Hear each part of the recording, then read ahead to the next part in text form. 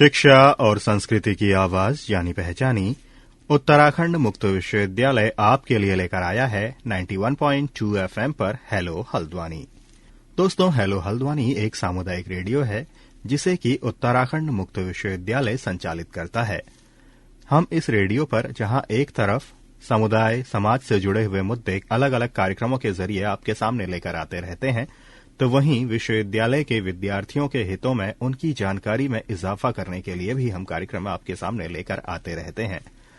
तो ऐसे ही एक कार्यक्रम के साथ आज हमारे साथ मौजूद हैं डॉक्टर अनिल कुमार कार्की, जो कि उत्तराखंड मुक्त विश्वविद्यालय के हिंदी विभाग से बतौर असिस्टेंट प्रोफेसर जुड़े हुए हैं और उत्तराखंड लोक साहित्य के अंतर्गत इनकी जानकारी का आज का विषय है बैर भगनौल की रोमांचक दुनिया। तो डॉक्टर अनिल कुमार कार्की, आपका बहुत बहुत स्वागत है। उत्तराखंड मुक्त विश्वविद्यालय के सामुदायिक रेडियो हेलो हल्द्वानी में आप सभी का स्वागत है। अनिल कार्की के साथ आप सुन सकते हैं 91.2 मेगाहर्ट्ज पर उत्तराखंड लोक साहित्य के अंतर्गत आंसू कविता और भगनौल बैरों की रोमांचक दुनिया विषय पर यह बातचीत। न कोई डायरी, न पेन, न कोई तामझाम, बस कुछ होशियार लोग, कुछ रमतमोलिया कंठ चराचर जगत के भीष्म नियमों को सवालों के घेरे में खड़े करते, कल्पनाओं की उड़ानों में उड़ते हुए आगत विगत का मूल्यांकन कर उसे कविता और फिर संगीत में बदलते भगनौलिया अपने लोक परिवेश से बहुत काजिन रूप से जुड़े हुए लोग होते हैं। पूर्व में पश्चिमी रामगंगा, पूर्वी रामगंगा से लेकर सरयू के बगड़ की रेत इन्हीं रोमांचक लोगों की आंसू कविताओं से तपती और ठंडी होती रही है। रंगीली बैराट से लेकर दानपुर के दनपुरे और जोहार के हिमांत तक के ये गायक अब अंतिम पीढ़ी में है। जल्दी ही वे पूरी तरह खत्म भले न हो, पर एक भरी पूरी विद्या के विद्याधरी लगभग मिट जाएंगे। हमने उन्हें पहली बार थल के बगड़ में सुना था रात 2 बजे तक। सुबह 5 बजे सब बुजुर्ग रामगंगा के पानी में नहाकर अपने घरों को चल दिए और रह गया मेला। मेला फिर भी रहेगा क्योंकि मेले को रहना होता है, पर कौतिक अब लगभग खत्म हो गए हैं। भगनौल गायन लौकिक और शास्त्रीय परंपरा का मंजुल समन्वय है। इसे गाने वाले बड़े जानकार होते हैं। त्वरित आंसू कविता वो समय सापेक्ष अपनी बात को कहना, जवाब देना वे जानते हैं। इसलिए भगनौल का अर्थ है नई कहन। भगनौल और बैर यह दोनों शब्द एक साथ ही प्रयुक्त होते हैं। भगनौल का आरंभिक पक्ष आशीष और आसल कुशल से आरंभ होता है। उसके बाद यह कठिन गणितीय शास्त्रीय लोक पहेलियों, किस्सों, कथाओं के सवालों का रूप लेता चला जाता है। भगनौल का सामाजिक पक्ष यह है कि इसमें जहां एक तरफ उपजीव्य ग्रंथों गीता, महाभारत, पुराण आदि से सवाल जवाब होते हैं, वहीं लोक के प्रचलित मिथकों, किस्सों से किस्सा गो, कथाओं से दृष्टांत उठाए जाते हैं।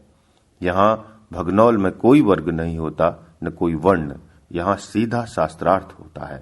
सभी जातियों के गायक होते हैं, पर अन्य जातियों की अपेक्षा शिल्पकार उत्तराखंड में दलित माने जाने वाली जातियों के लोग ज्यादा हिस्सेदारी करते हैं, जो लोग के साथ साथ आंसू कविता के माहिर तुर्रम और आवाज के धनी भी होते हैं।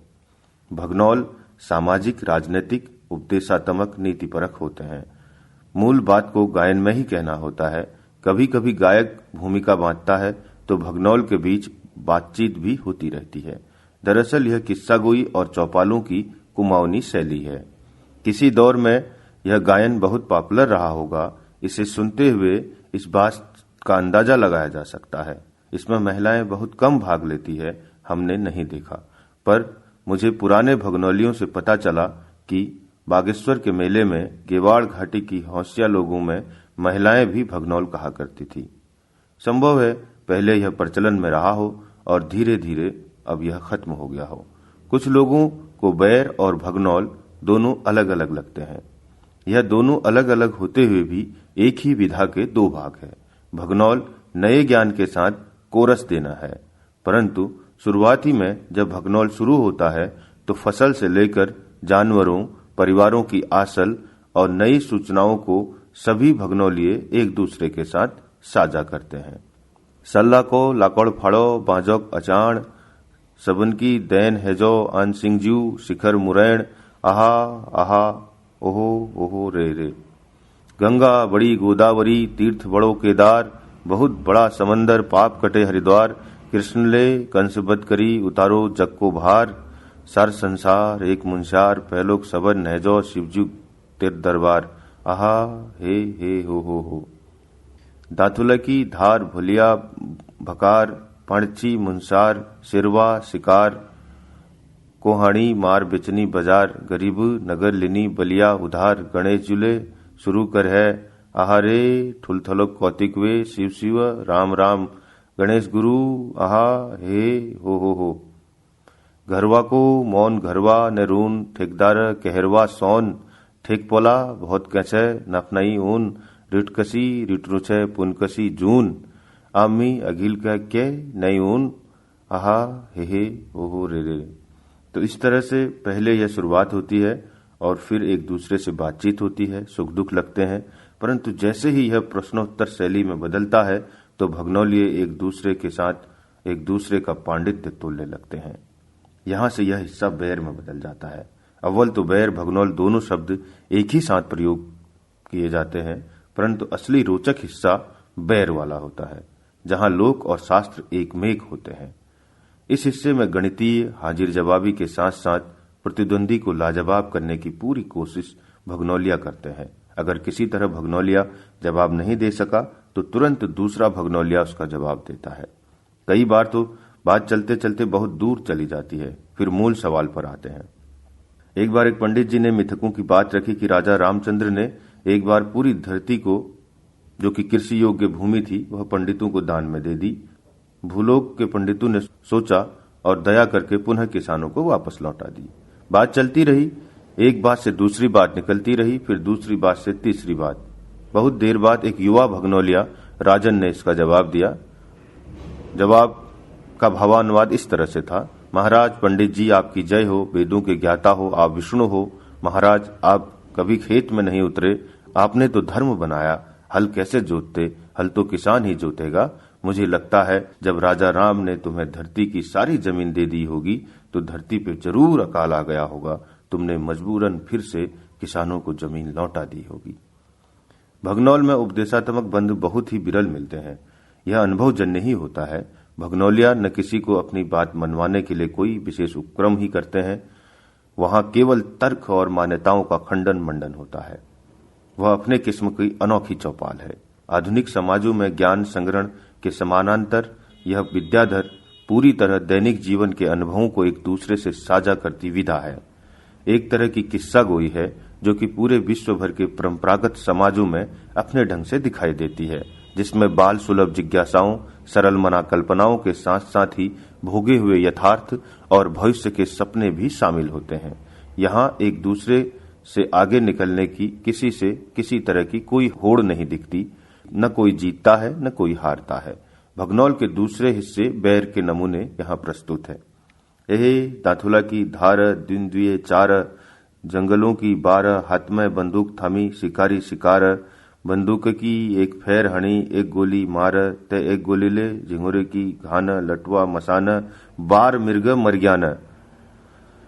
कटोरी खे छ, दनमन दे छ, म्यार समझ में नहीं आयो, कस होना चैस, बंदूक की एक गोली ले, बार मिर्ग मरग्यान। हे हो। तो इसी का उत्तर देता है दूसरा भगनौलिया।